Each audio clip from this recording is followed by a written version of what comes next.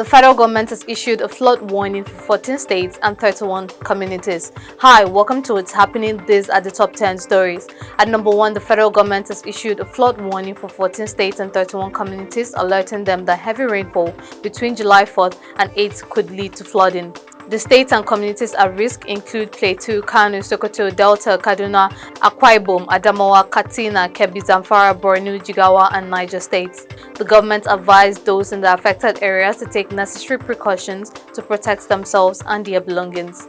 At number 2, the Anambra State government disagrees with the approach taken by the Joint Admissions and Matriculation Board in dealing with the issue surrounding Mesoma Ejikemes University and Tertiary Matriculation Examination results. The State Commissioner for Information, Sir Paul Musu, stated that an investigation is currently underway to determine the truth about the results that was denounced as fake by JAMB in their press release. Musu stated that a committee has been formed to investigate the JAMB Mesoma issue and their findings will be made known to the public.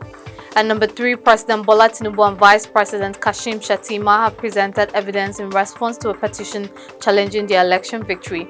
They are refuting claims that they are ineligible to run for the 2023 presidential election. Shettima had also withdrawn from the Borno South senatorial race. The court has accepted various documented evidence, including the Labour Party membership register for Anambra State that shows Peter Obi is not a registered member. Tinubu's academic records from Chicago State universities have also been submitted. At number 3, the Nasarawa State chapter of the Nigerian Medical Association has initiated a 5-day warning strike due to the state government's failure to meet their demands. The strike will occur from July 5th to July 10th, 2023. The association had given the government a 21-day ultimatum to address their concerns, which includes issues such as lack of promotions and salary increases for doctors, failure to implement minimum wage and necessary adjustments, and inadequate funding for medical residency training. The decision to strike was made at a meeting held in the state capital. At number 5, the House of Representatives has established a special committee to investigate potential wrongdoing in the management of the Integrated Payroll and Personnel Information System. The committee has been instructed to investigate claims of employment racketeering and mismanagement of personnel recruitment in government agencies. This decision was made after a motion was proposed by Representative Wole Oke and unanimously adopted during a meeting. The Deputy Speaker, Benjamin Kalu, has directed the committee to investigate multiple government agencies and tertiary institutions and provide a report within 4 weeks for further action by the legislature.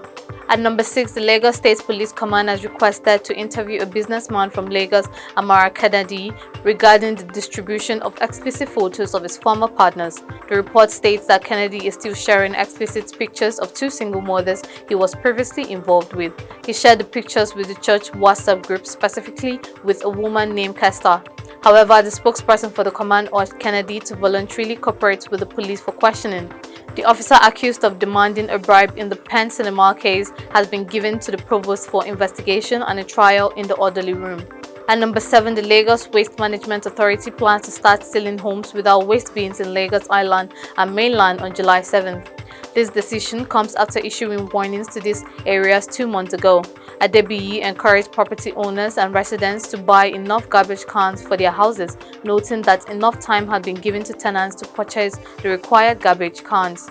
At number 8, according to the spokesperson for the Lagos State Police Command, there were 111 cases of defilement, 14 cases of rape, and 56 incidents of domestic violence reported between April and June 2023.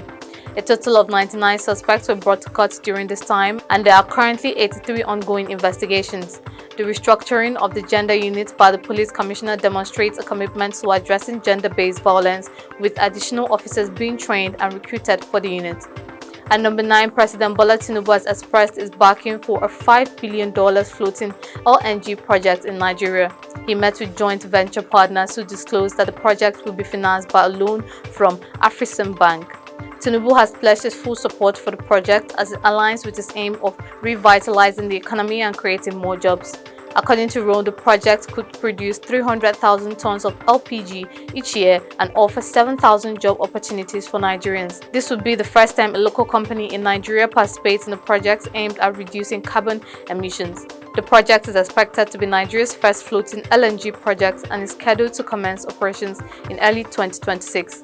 Finally, at number 10, Ulamuela, the country representative of UNFPA Nigeria, has pointed out the difficulties that women and girls face in Nigeria, such as discrimination, violence, lack of access to healthcare and education, and limited economic opportunities. These challenges prevent them from reaching their full potentials. Ms. Muela stressed the need to acknowledge the rights of all people in order to fully utilize the global population growth. She also highlighted the harmful effects of social norms, stereotypes, and unequal power dynamics which lead to discrimination and restrict opportunities for women and girls. That's all for today. See you next time on What's Happening.